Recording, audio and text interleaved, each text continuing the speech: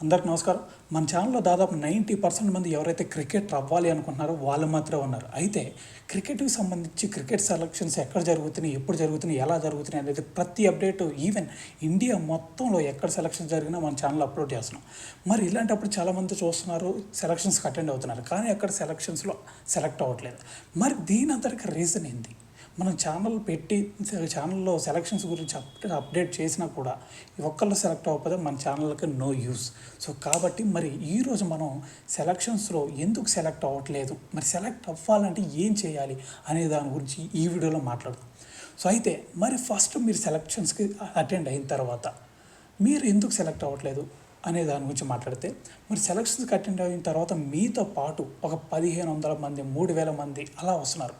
Even ఐఎస్పిఎల్ చూసుకుంటే 1500 మంది, ఎంఆర్ఎఫ్పిఎస్ foundation చూసుకుంటే 300 నుంచి 400 మంది, దాని తర్వాత మనకి ఐపీఎల్ నెట్ బౌలర్ ట్రయల్స్ చూసుకున్నట్టయితే 3000 మంది, ఇలా డిస్ట్రిక్ట్ సెలక్షన్ చూసుకుంటే 100 మంది.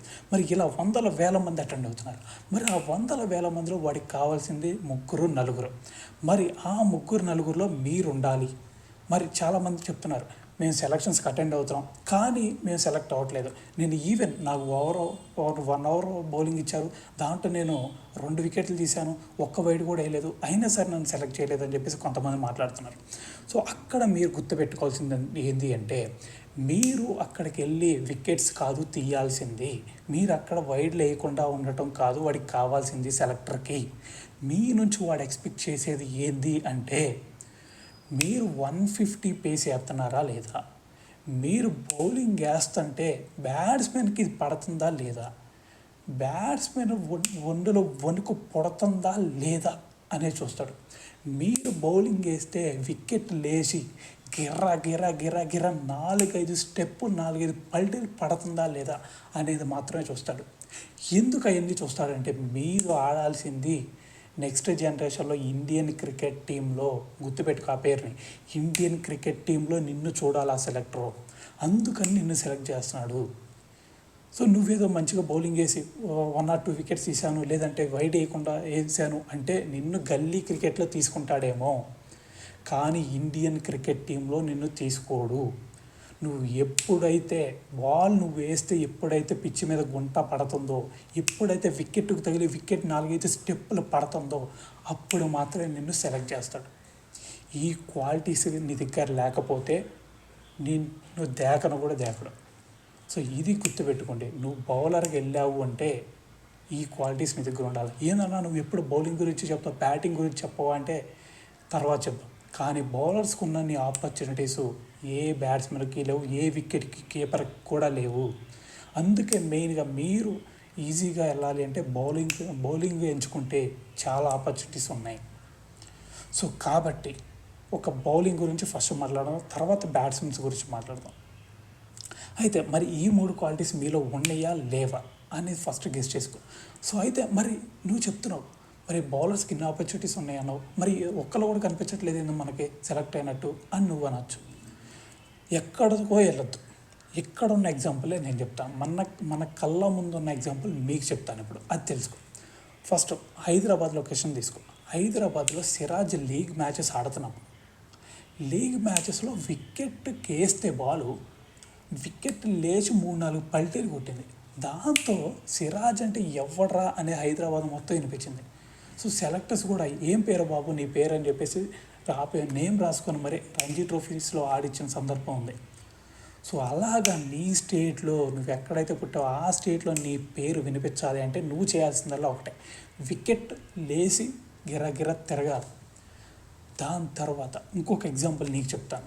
జమ్మూ కాశ్మీర్ నుంచి అప్పటి వరకు ఒక డొమెస్టిక్ సీజన్ కూడా ఆడని ఒక బౌలర్, 150 అబౌవ్ పేస్ వేసే bowler Imran Malik IPL net bowler ట్రయల్స్కి అటెండ్ అయ్యి ఐపీఎల్ నెట్ బౌలర్ ట్రయల్స్లో ఐపీఎల్ టీం, ఇప్పుడు ఐపీఎల్ మాత్రమే కాదు ఇండియన్ క్రికెట్ టీంకి కూడా ఆడాడు. సో దాని తర్వాత ఏం జరిగింది అనేది మనకు అనవసరం. 150 పేస్ నీ దగ్గర ఉంటే ఖచ్చితంగా నిన్ను ఇండియన్ క్రికెట్ టీంలో వేస్తారు, ఇది గుర్తుపెట్టడు. 150 పేస్ మన దగ్గర 2 లైవ్ ఎగ్జాంపుల్స్ ఉన్నాయి. సో 150 పేస్ నువ్వు ఎప్పుడైతే వేస్తావో అది మాత్రమే గుర్తుపెట్టుకో. ఎప్పుడైతే వేస్తావో అప్పుడే నువ్వు సెలెక్ట్ అవుతావు. అప్పటి వరకు నువ్వు కామెంట్ సెక్షన్లో నేను మంచిగా బౌలింగ్ వేసినా నన్ను సెలెక్ట్ చేయలేదు అనే కామెంటే వచ్చింది తప్ప నేను సెలెక్ట్ అయ్యాను అనే కామెంట్ నీకు రాదు.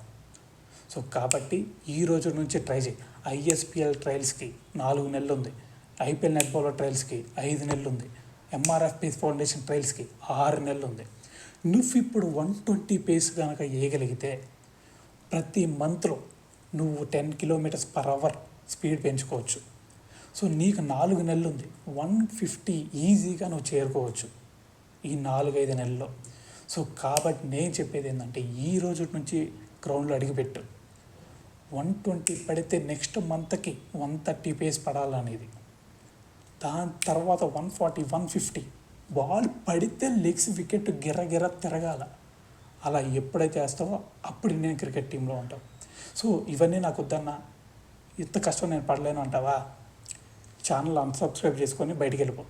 ఎందుకంటే ఇండియన్ క్రికెట్ టీంలో నువ్వు ఆడలేకపోతే, ఇంత కష్టం నువ్వు పడకపోతే ఇండియన్ క్రికెట్ టీంలో కాదు కదా స్టేట్ టీంకి కూడా నువ్వు సెలెక్ట్ అవ్వు. సో కాబట్టి ఎవడైతే క్రికెటర్ అవ్వాలి అనుకుంటున్నాడో ఈ రోజు నుంచి ఇది ట్రై చేసి చూడండి. 150 టార్గెట్, 150 అబోవ్ నీకుంటే ఇండియన్ క్రికెట్ టీంలో ఆడతావు. హోల్ ఇండియా నీ వైపు చూసిద్ది. సో ఇది మాత్రం మర్చిపో మాకు, ఓకేనా? సో అయితే ఎవరైతే క్రికెట్ అవ్వాలి అనుకుంటున్నారో నెక్స్ట్ సెలక్షన్స్లో లాస్ట్ సీజన్ పక్కన పెట్టండి, అయిపోయింది. రేపు 4-5 నెలల్లో కొత్త ఆపర్చునిటీస్ నీకు రాబోతున్నాయి. సో సంవత్సరానికి 4-5 సార్లు నువ్వు సెలక్షన్స్కి అటెండ్ అవ్వచ్చు. ఒక్కసారి కనుక నువ్వు ఒక్క సెలెక్టర్ దృష్టిలో పడినా చాలు, ఎక్కడికో వెళ్ళిపోతావు. ఇమ్రాన్ మాలిక్ ఎగ్జాంపుల్ చెప్పా. ఒక్క చోట ఐపీఎల్ నెట్ బౌలర్ ట్రయల్స్ అనే ఒక్క చోట కళ్ళలో పడ్డాడు, ఇండియన్ క్రికెట్ టీంకి ఆడాడు.